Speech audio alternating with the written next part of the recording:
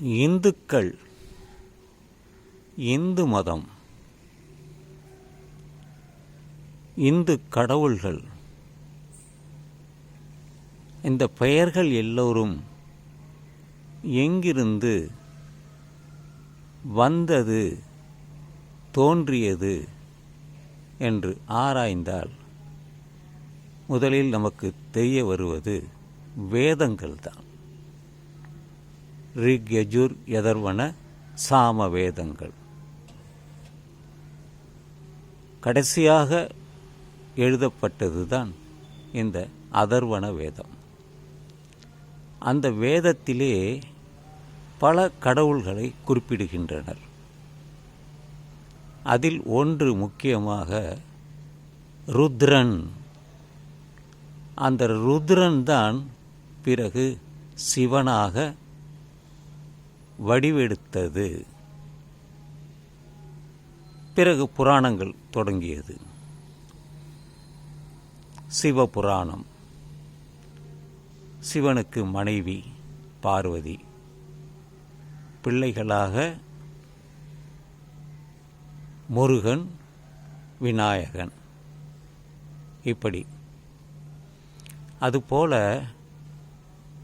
மகாபாரதம் வியாசர் எழுதியது. அதில் பல பாத்திரங்கள் இருக்கிறது. அதில் முக்கியமாக பாஞ்சாலி, கிருஷ்ணன், இவர்களெல்லாம் இந்து கடவுள். அதற்கென்று அந்த கதைகள் பல இருக்கிறது.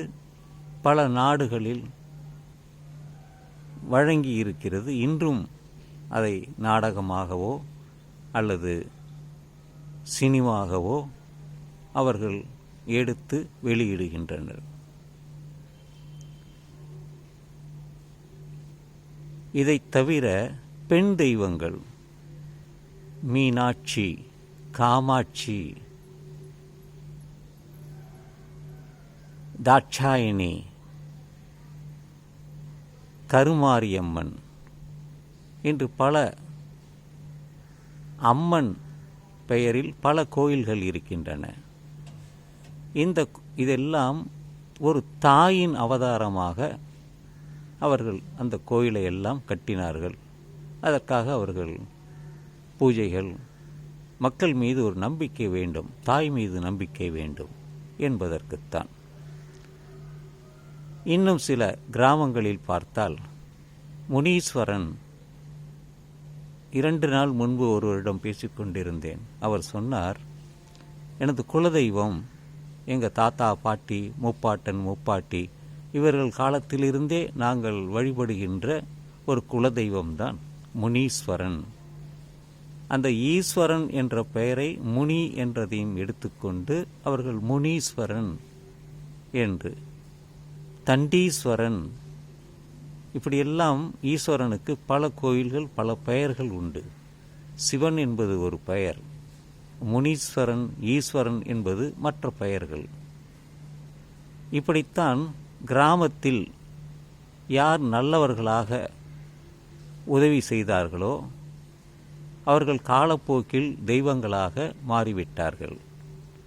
இதுதான் அந்த வரலாறு. ஆனால் எல்லாமே ஒரு கதைகள் இருக்கிறது. ராமாயணம், மகாபாரதம், புராணங்கள், இதுதான் இந்து மதமே. வேதங்களை பற்றி யாரும் பேசுவதில்லை. காரணம், அது சமஸ்கிருதத்தில் இருந்தது.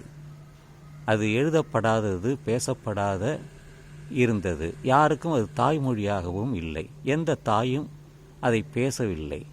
இதெல்லாம் நமக்கு தெரிய வரக்கூடிய விஷயங்கள்தான்.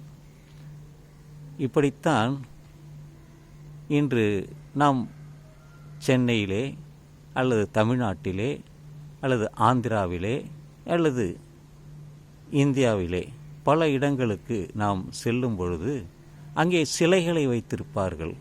குறிப்பாக தமிழ்நாட்டில் எடுத்துக்கலாம். தமிழ்நாட்டில் பெரியாருக்கென்று சிலை உண்டு, காமராஜருக்கு சிலை உண்டு, கலைஞர் கருணாநிதிக்கு சிலை உண்டு. இது போன்ற பல தலைவர்கள் தமிழ்நாட்டில் வாழ்ந்த இலக்கியம் படைத்தவர்கள், அரசியல்வாதிகள் இருக்கிறார்கள். அவர்களுக்கெல்லாம் சிலை வைத்துள்ளார்கள். எப்படி கோவிலில் சாமி சிலைகளை வைத்தோமோ அதுபோல இன்று பல இடங்களில் சிலைகள் இருக்கிறது. அதை கோயிலாக கட்டிவிட்டால் அது ஆலயமாக மாறிவிடும். இப்படித்தான் கற்களை வைத்து அவர்கள் சிறிய சிறிய தெய்வங்களை கற்களாக கட்டி பிறகு கோயிலாக மாற்றப்பட்டது. இப்போ நாம் காமராஜரை பார்க்கும் பொழுது ஒரு 100 வருடம் கழித்து பார்த்தால் அங்கே காமராஜர் இருப்பார். அவரை ஒரு தெய்வமாக, அவர் செய்த நன்மைகள் தெரிய வரும்.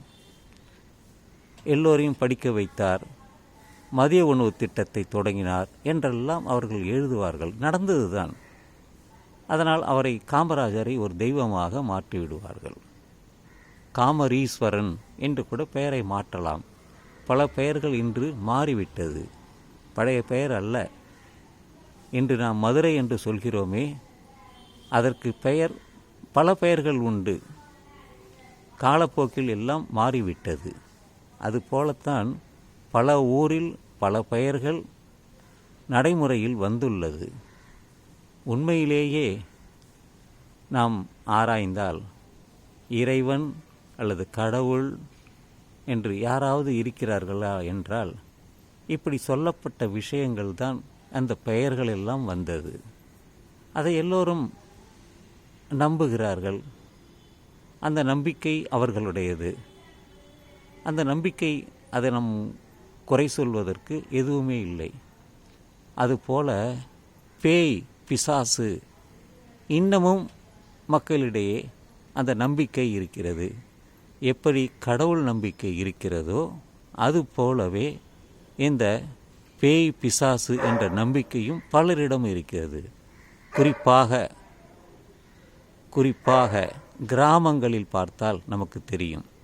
ஆங்காங்கே ஐயனார் சிலை வைத்திருப்பார்கள், அம்மன் சிலை வைத்திருப்பார்கள்.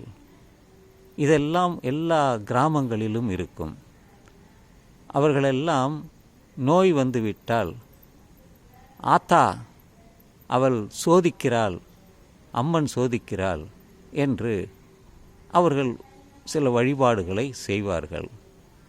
அதுபோல முனியன், முனீஸ்வரன், இன்னும் பல பெயர்களில் கிராமத்தில் தெய்வமாக அவர்கள் வழிபடுகின்றார்கள். பயம்தான். பேய், பிசாசு என்பது போல இதுவும் ஒரு பயம்தான். இப்படித்தான் தமிழ்நாட்டில், இந்தியாவில் பல இடங்களில் பல கடவுள்கள், பல சிலைகள் அவர்கள் தெய்வங்களாக மதிக்கப்படுகின்றனர், வணங்குகின்றனர். அதற்கான பூஜைகளை எல்லாரும் ஒரு வணிக நோக்கில் அவர்கள் செய்கிறார்கள். இது நான் தெரிந்து கொண்ட விஷயத்தை தான் எல்லோருக்கும் ஒரு விழிப்புணர்வாக, நம்பிக்கை இருந்தாலும் நம்பிக்கை இல்லை என்றாலும் அதை பற்றி பேச வேண்டி உள்ளது. ஏனென்றால் திருக்குறளில் ஒன்று இருக்கிறது.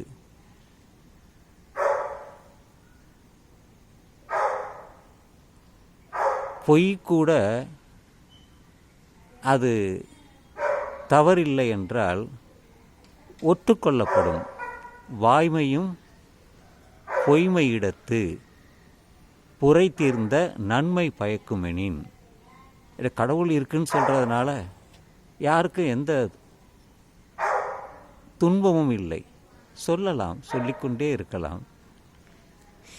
ஆராய்வது தான் சிலர் சொல்வார்கள், எதற்கு நீ ஆராய்கிறாய், விட்டுவிடு என்று.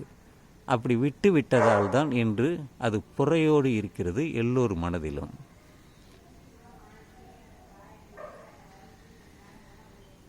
இன்னொன்று ஒரு திருக்குறள் இருக்கிறது. நன்மையும் தீமையும் நாடி நலம் புரிந்த தன்மையால் ஆளப்படும். நன்மையும் தீமையும் நாடி நலம் புரிந்த தன்மையால் ஆளப்படும். நன்மை இருந்தாலும் அதை ஏற்றுக்கிட்டு அதை பாராட்டுவாங்க, தீமையினாலும் அதை நிந்தித்து அதை விட்டு விடுவார்கள். இப்படித்தான் திருக்குறளிலும் அவர் சொல்லியுள்ளார் 2000 வருடங்களுக்கு முன்பு.